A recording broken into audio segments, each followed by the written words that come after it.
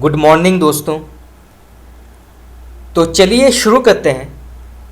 हिंदी साहित्य वस्तुनिष्ठ अभ्यास प्रश्न क्लास 2।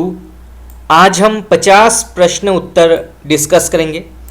तो पहला सवाल, भक्ति आंदोलन को इस्लाम की देन न मानकर दक्षिण के अलवार भक्तों की देन मानने वाले विद्वान का नाम क्या है। ये प्रश्न आपका कई बार एग्जाम में पूछा गया है, नेट में कई बार पूछा गया है, तो इसे जानना आवश्यक है।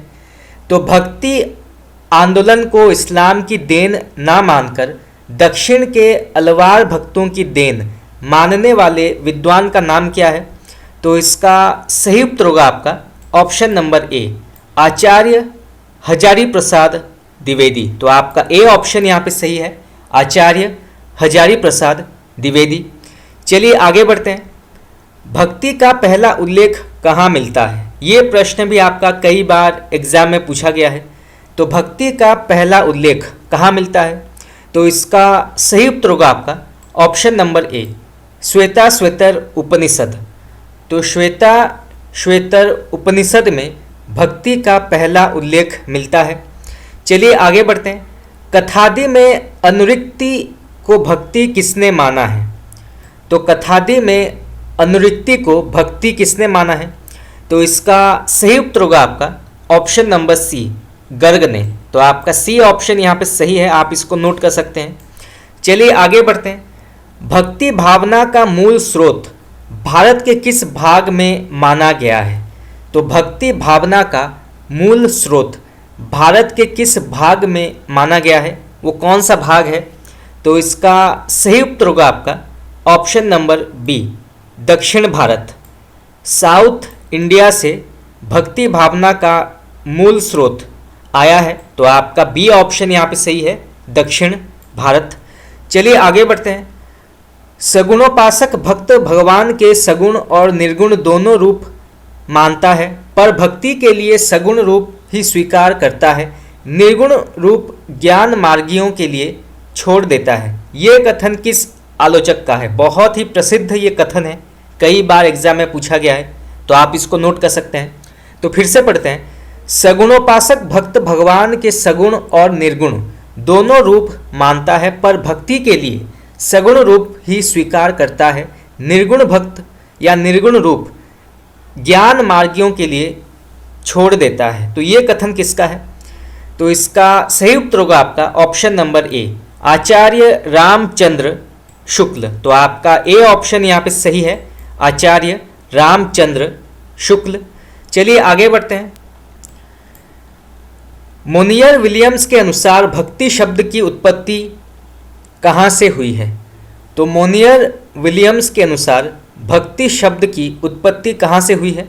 तो इसका सही उत्तर होगा आपका ऑप्शन नंबर ए, भज से। तो भज शब्द से भक्ति शब्द की उत्पत्ति हुई है, ऐसा मानना है मोनियर विलियम्स का। तो आप इसको नोट कर सकते हैं, आपका ए ऑप्शन यहाँ पे सही है। चलिए आगे बढ़ते हैं।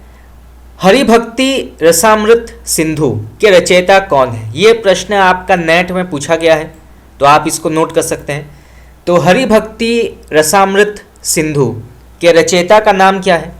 तो इसके लेखक हैं ऑप्शन नंबर सी, श्री रूप गोस्वामी। तो आपका सी ऑप्शन यहाँ पे सही है, श्री रूप गोस्वामी इसके रचयिता हैं, हरिभक्ति रसामृत सिंधु। चलिए आगे बढ़। निर्गुण भक्ति का आधार ग्रंथ क्या है। तो निर्गुण भक्ति का आधार ग्रंथ का नाम क्या है। तो इसका सही उत्तर होगा आपका ऑप्शन नंबर सी, श्वेता श्वेतर उपनिषद। तो आपका सी ऑप्शन यहाँ पे सही है, आप इसको नोट कर सकते हैं। चलिए आगे बढ़ते हैं। हिंदू पूजे देहरा मुसलमान मस्जिद, ये पद किस रचयिता का है। ये भी कई बार पूछा गया है। तो हिंदू पूजे देहरा मुसलमान मस्जिद, ये पद किसका है। तो ये लिखा है ऑप्शन नंबर डी, नामदेव। तो आपका डी ऑप्शन यहाँ पे सही है। चलिए आगे बढ़ते हैं।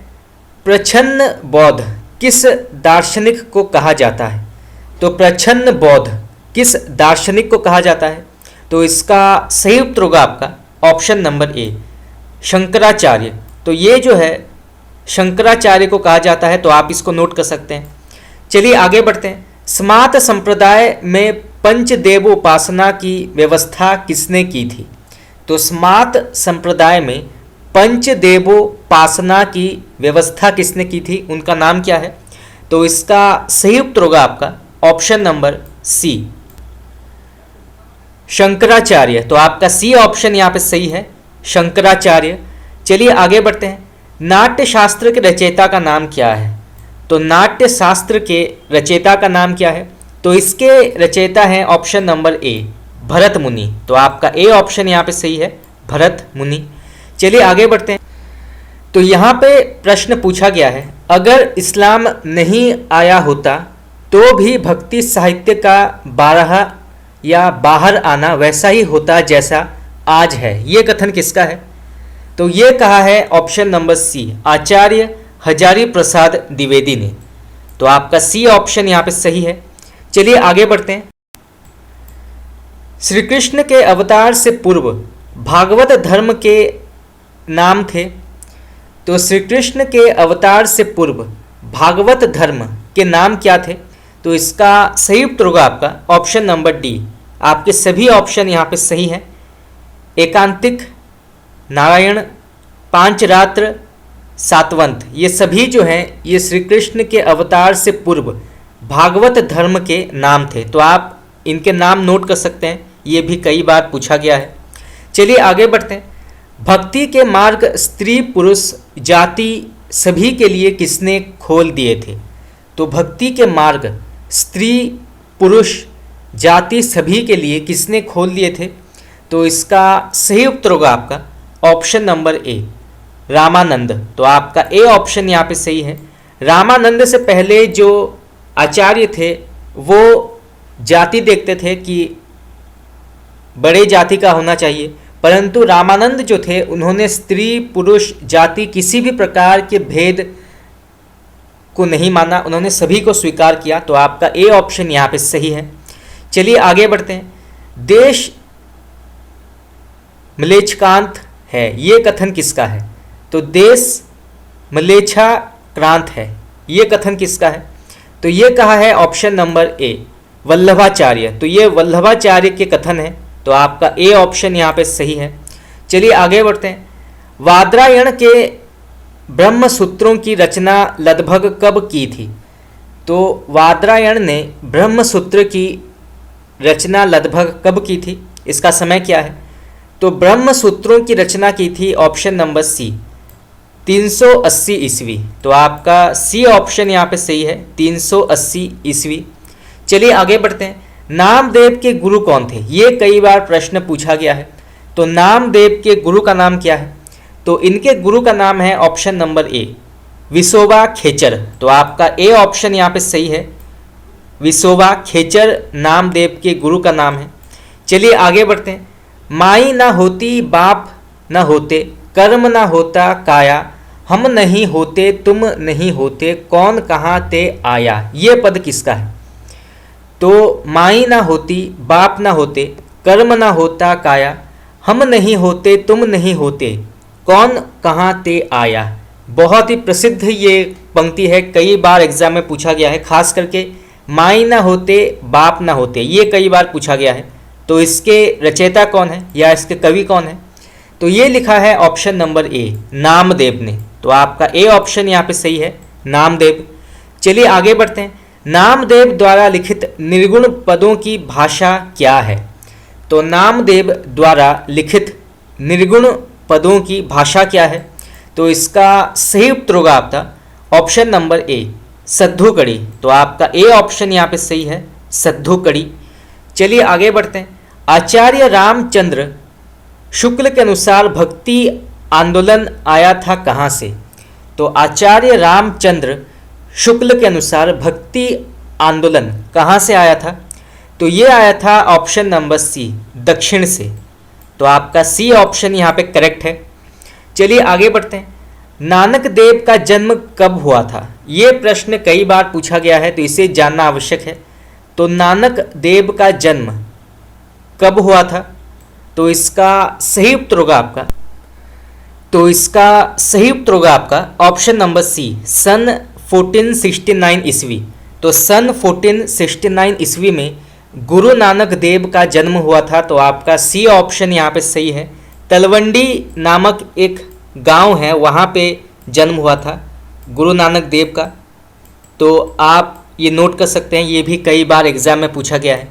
चलिए आगे बढ़ते हैं। नानक देव का जन्म कहाँ हुआ था? तो नानक देव का जन्म कहाँ हुआ था? तो इसका सही उत्तर होगा आपका ऑप्शन नंबर डी, तलवंडी ग्राम में। तो आपका डी ऑप्शन यहाँ पे सही है, तलवंडी ग्राम। चलिए आगे बढ़ते हैं। नानक देव कृत रचनाओं का नाम क्या है? तो नानक देव कृत रचनाओं का नाम क्या है? तो इसका सही उत्तर होगा आपका ऑप्शन नंबर डी। इन्होंने असादी वार, रही रासा, जपूजी, नसीहतनामा, सोहिला, ये सभी ऑप्शन आपका सही है। तो आपका डी ऑप्शन यहाँ पे सही होगा। इन्होंने असादी वार, रही रासा, जपूजी, नसीहतनामा और सोहिला, इन सभी रचनाओं को लिखा है। तो आपका डी ऑप्शन यहाँ पे सही है। चलिए आगे बढ़ते हैं। जंभनाथ से संबंधित संगत कथन कौन सा है? तो इनमें से कौन सा कथन जो है वो सही है जंभनाथ के अनुसार?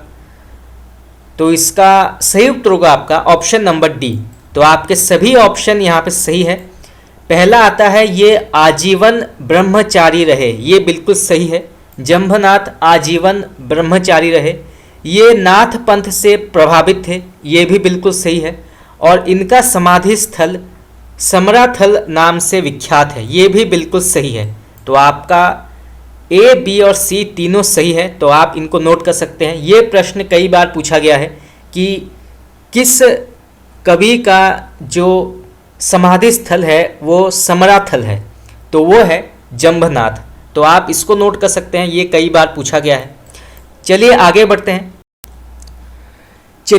बढ़ते हैं। यहाँ पर एक पंक्ति दी गई है, तो बताना है कि इसके लेखक कौन है। तो सबसे पहले पंक्ति पढ़ते हैं। गगन हमारा बाजा बाजे, मतरफल हाथी, ससे का बल गुरुमुख तोड़ा, 5 पुरुष मेरे साथी।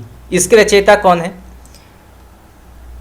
गगन हमारा बाजा बाजे, मतरफल हाथी, ससे का बल गुरुमुख तोड़ा, 5 पुरुष मेरे साथी। तो ये कथन किसका है, या इस पंक्ति के रचयिता कौन है? तो इसके लेखक हैं ऑप्शन नंबर बी, जंभनाथ। तो आपका बी ऑप्शन यहाँ पे सही है, जंभनाथ। चलिए आगे बढ़ते हैं। निरंजनी संप्रदाय का प्रमुख मठ कहाँ स्थित है? ये प्रश्न भी कई बार पूछा गया है, तो इसे जानना आवश्यक है। तो निरंजनी संप्रदाय का प्रमुख मठ कहाँ स्थित है? तो इसका सही उत्तर होगा आपका ऑप्शन नंबर बी, डिडवाना। तो आपका बी ऑप्शन यहाँ पे सही है, डिडवाना। चलिए आगे बढ़ते हैं। संत सिंगा का जन्म कहाँ हुआ था? तो संत सिंगा का जन्म कहाँ हुआ था? तो ये हुआ था ऑप्शन नंबर बी, खराड़ी गांव में। तो आपका बी ऑप्शन यहाँ पे सही है, खराड़ी नामक गांव में संत सिंगा का जन्म हुआ था। चलिए आगे बढ़ते हैं। गुणग्राही गोविंद गुण गावा, भजी भजी राम परम पद पावा, पद के रचनाकार का नाम क्या है? ये भी अत्यंत ही प्रसिद्ध ये पंक्ति है, कई बार नेट में पूछा गया है, टीजीटी और पीजीटी में भी कई बार पूछा गया है। तो गुणग्राही गोविंद गुण गावा, भजी भजी राम परम पद पावा, पद के रचनाकार का नाम क्या है? तो इसका सही उत्तर होगा आपका option number A, Haridas Niranjani. तो आपका ए ऑप्शन यहाँ पे सही है, हरिदास निरंजनी। चलिए आगे बढ़ते हैं। संत सिंगा कृत रचनाएं कौन सी हैं? ये प्रश्न भी कई बार पूछा गया है। तो संत सिंगा कृत रचनाओं का नाम क्या है? तो इसका सही उत्तर होगा आपका ऑप्शन नंबर डी। तो आपके सभी ऑप्शन यहाँ पे सही है। पहला आता है सिंगा जी का आत्मज्ञान, सिंगा जी का आत्मध्यान, सिंगा जी का आत्मबोध, सिंगा जी का नरद, सिंगा जी का सरद, सिंगा जी का सप्तवार। तो ये सभी जो हैं संत सिंगा की रचनाएं हैं।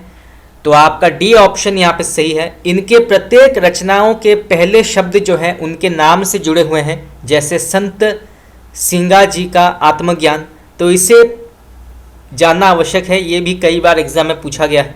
तो आपका डी ऑप्शन यहाँ पे सही है। आप ये सारे नाम नोट कर सकते हैं। चलिए आगे बढ़ते हैं। निम्न में से किस संत का जन्म अलब के धौली धूप ग्राम में एक मुसलमान परिवार में हुआ था? तो निम्न में से किस संत का जन्म अलब के धौली धूप ग्राम में एक मुसलमान परिवार में हुआ था? उनका नाम क्या है? तो इसका सही उत्तर होगा आपका option number B, Lal Das. तो आपका बी ऑप्शन यहाँ पे सही है, लाल दास। चलिए आगे बढ़ते हैं। दादू दयाल का जन्म कहाँ हुआ था? ये प्रश्न भी कई बार पूछा गया है। तो दादू दयाल का जन्म कहाँ हुआ था? तो इसका सही उत्तर होगा आपका option number B, Ahmedabad. Gujarat के अहमदाबाद में दादू दयाल का जन्म हुआ था। तो आपका बी ऑप्शन यहाँ पे सही है। चलिए आगे बढ़ते हैं। गरीबदास तथा मिस्किनदास नामक दो पुत्र किनके थे? तो गरीबदास तथा मिस्किनदास नामक दो पुत्र किनके थे? तो इसका सही उत्तर होगा आपका ऑप्शन नंबर बी, संत दादू दयाल। तो आपका बी ऑप्शन यहाँ पे सही है, संत दादू दयाल। चलिए आगे बढ़ते हैं। अंगवधू के रचयिता का नाम क्या है? तो अंगवधू के रचयिता का नाम क्या है? तो इसके लेखक हैं ऑप्शन नंबर ए, दादू दयाल। तो आपका ए ऑप्शन यहाँ पे सही है। चलिए आगे बढ़ते हैं। निम्न में से किस संत ने निर्गुण भक्त कवि होने पर भी ईश्वर के सगुण स्वरूप को मान्यता दी है? ये प्रश्न भी कई बार पूछा गया है, तो आप इसको नोट कर सकते हैं। तो निम्न में से किस संत ने निर्गुण भक्त कवि होने पर भी ईश्वर के सगुण स्वरूप को मान्यता दी है? वो कौन से कवि हैं? तो इसका सही उत्तर होगा आपका ऑप्शन नंबर सी, संत दादू दयाल। तो आपका सी ऑप्शन यहाँ पे सही है, संत दादू दयाल। चलिए आगे बढ़ते हैं। संत दादू दयाल के गुरु का नाम क्या है? ये प्रश्न भी कई बार पूछा गया है। तो संत दादू दयाल के गुरु का नाम क्या है? तो इसका सही उत्तर होगा आपका ऑप्शन नंबर ए, गुरु बुद्ध भगवान। तो आपका ए ऑप्शन यहाँ पे सही है, गुरु बुद्ध भगवान संत दादू दयाल के गुरु थे। तो आपका ए ऑप्शन यहाँ पे सही है। चलिए आगे बढ़ते हैं। दादू पंथ से संबंधित स्थान का नाम क्या है? तो दादू पंथ से संबंधित स्थान का नाम क्या है? तो इसका सही उत्तर होगा आपका ऑप्शन नंबर डी। आपके सभी ऑप्शन यहाँ पे सही है। कल्याणपुर, सांभर, आमेर, नारायणा, भराणा, ये सभी जो हैं ये दादू पंथ से संबंधित स्थान के नाम हैं। तो आपका डी ऑप्शन यहाँ पे सही है, आप इसको नोट कर सकते हैं। चलिए आगे बढ़ते हैं। मलुकदास कृत रचनाओं का नाम क्या है? तो मलुकदास रचित रचनाओं का नाम क्या है? तो इसका सही उत्तर होगा आपका ऑप्शन नंबर डी। आपके सभी ऑप्शन यहाँ पे सही है। सबसे पहले आता है ज्ञान बोध, फिर ज्ञान परोक्षी, फिर विभव विभूति और रतन खान। ये सभी जो हैं ये मलुकदास कृत रचनाओं के नाम हैं। पहला है ज्ञान बोध, फिर ज्ञान परोक्षी, फिर विभव विभूति और फिर रतन खान। ये सभी जो हैं ये मलुकदास के अत्यंत ही प्रसिद्ध रचनाओं के नाम हैं। तो आपका डी ऑप्शन यहाँ पे सही है। चलिए आगे बढ़ते हैं। मलुकदास की रचनाओं में सर्वाधिक महत्वपूर्ण रचना का नाम क्या है? ये प्रश्न भी कई बार पूछा गया है, तो इससे जानना आवश्यक है। तो मलुकदास की रचनाओं में सर्वाधिक महत्वपूर्ण रचना का नाम क्या है? तो इसका सही उत्तर होगा आपका ऑप्शन नंबर ए, ज्ञान बोध। तो आपका ए ऑप्शन यहाँ पे सही है। ज्ञान बोध मलुकदास की रचनाओं में सर्वाधिक महत्वपूर्ण रचना है। तो आपका ए ऑप्शन यहाँ पे सही है। चलिए आगे बढ़ते हैं। भक्ति विवेक में सम्मिलित कथा कौन सी है? तो भक्ति विवेक से सम्मिलित कथा कौन सी है? तो इसका सही उत्तर होगा आपका ऑप्शन नंबर डी। तो आपके सभी ऑप्शन यहाँ पे सही है। पहला है काशी नृत्य की कथा, नृत्य तथा बढ़ई की कथा, ये बिल्कुल सही है। सिंह तथा गुल की कथा, ये भी बिल्कुल सही है। और पंडित तथा नाग कन्या की कथा, ये भी बिल्कुल सही है। तो भक्ति विवेक के अंतर्गत ये सभी आते हैं, तो आप ये नोट कर सकते हैं। तो आपका डी ऑप्शन यहाँ पे सही है। चलिए आगे बढ़ते हैं। बाबा लाल के गुरु कौन थे? ये प्रश्न भी कई बार पूछा गया है। तो बाबा लाल के गुरु का नाम क्या है? तो इसका सही उत्तर होगा आपका ऑप्शन नंबर बी, चेतन बाबा या चैतन्य स्वामी। तो आपका बी ऑप्शन यहाँ पे सही है। चेतन बाबा या चैतन्य स्वामी जो है ये बाबा लाल के गुरु थे। तो आपका बी ऑप्शन यहाँ पे सही है, आप इसको नोट कर सकते हैं। चलिए आगे बढ़ते हैं। देहा भीतर श्वासे भीतर जीव जीवे भीतर वासना किस विधि पाइये पीब, पद के रचनाकार का नाम क्या है? बहुत ही प्रसिद्ध पंक्ति है, फिर से पढ़ते हैं। देहा भीतर श्वासे भीतर जीवे जीव भीतर वासना किस विधि पाइये पीब। तो ये किसकी पद मानी जाती है?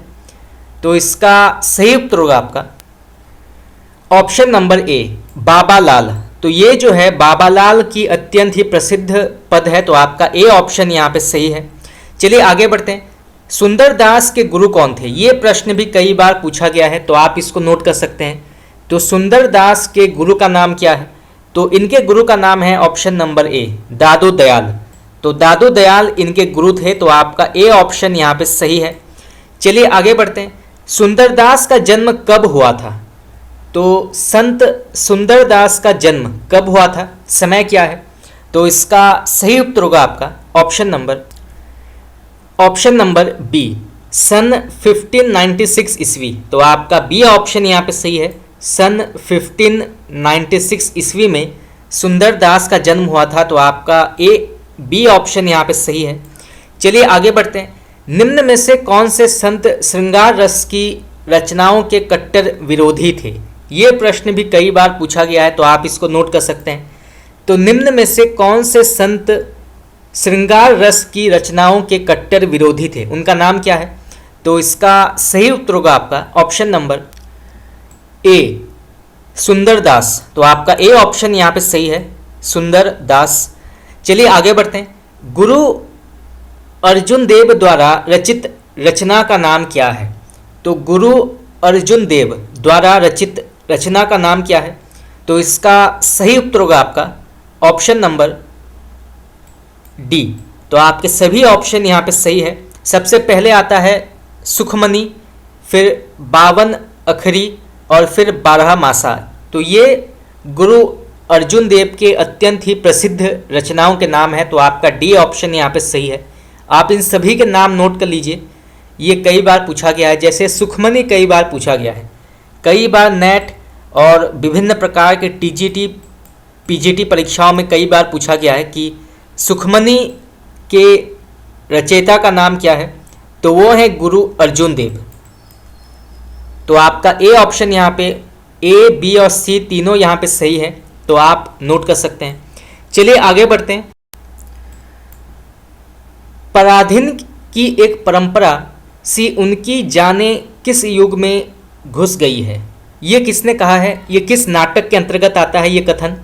तो पराधीनता की एक परंपरा सी उनकी जाने किस युग में घुस गई है। तो ये कथन जो है किस नाटक के अंतर्गत आता है?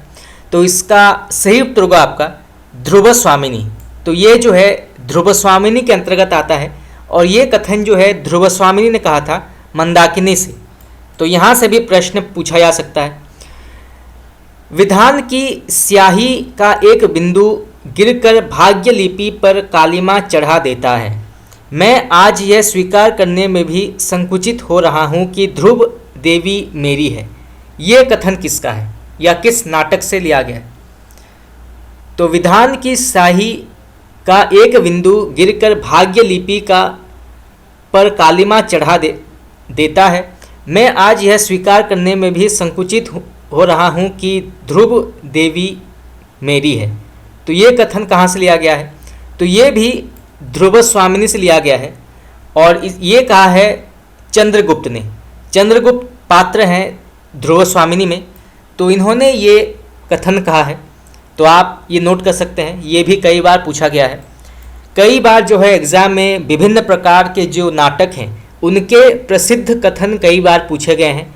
जैसे चंद्रगुप्त के बारे में कई बार पूछा गया है, ध्रुव स्वामिनी और स्कंदगुप्त बहुत ही प्रसिद्ध नाटक है जयशंकर प्रसाद का, उनके भी जो कथन हैं बहुत ही प्रसिद्ध हैं और कई बार एग्जाम में पूछा गया है। जैसे देवसेना के कथन और स्कंदगुप्त, भट्टार्क, ये सभी जो हैं बहुत ही महत्वपूर्ण भूमिका निभाते हैं स्कंदगुप्त नाटक में।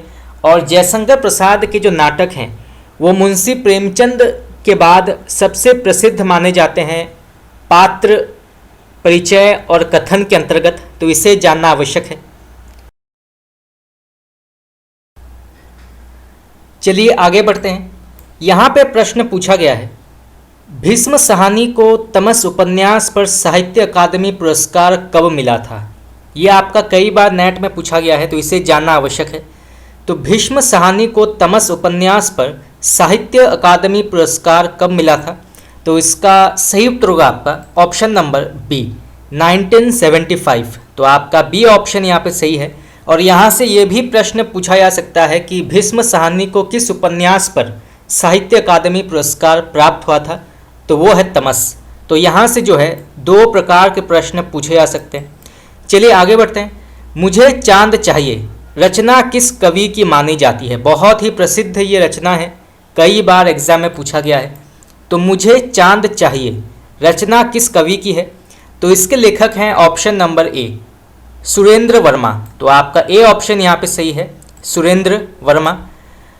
उदय प्रकाश का किस रचना पर साहित्य अकादमी पुरस्कार मिला है? ये प्रश्न भी कई बार पूछा गया है।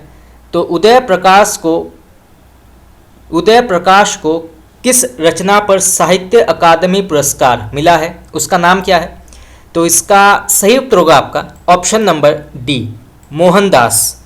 तो मोहनदास के लिए उदय प्रकाश को साहित्य अकादमी पुरस्कार मिला है। तो आपका डी ऑप्शन यहाँ पे करेक्ट है, आप इसको नोट कर सकते हैं। तो दोस्तों इसी के साथ हमारा आज का क्लास यहाँ पे समाप्त हुआ। आज हमने 50 प्रश्न उत्तर अभ्यास वस्तुनिष्ठ प्रश्न उत्तर आज हमने डिस्कस किए, जो कई बार एग्जाम में पूछा गया है और पूछा जा सकता है। आगे हम और भी हिंदी साहित्य के प्रश्न उत्तर क्लास डिस्कस करेंगे और हिंदी व्याकरण के भी कई क्लास हमने किए हैं, आगे भी हम इसको कंटिन्यू करेंगे। जैसे पर्यायवाची शब्द, विलोम शब्द, अनेकार्थक शब्द, मैंने कई क्लासेस किए हैं। अगर आपने अभी तक नहीं देखा है तो आप जाके देख सकते हैं। और आगे भी हम बहुत सारे मैराथन क्लास करेंगे, 2000, 1000 के प्रश्न उत्तर हम डिस्कस करेंगे। तो आज के लिए इतना ही। अगर आप लोगों को क्लास अच्छा लगा तो आप मुझे कमेंट करके बता सकते हैं। आपका बहुत बहुत धन्यवाद।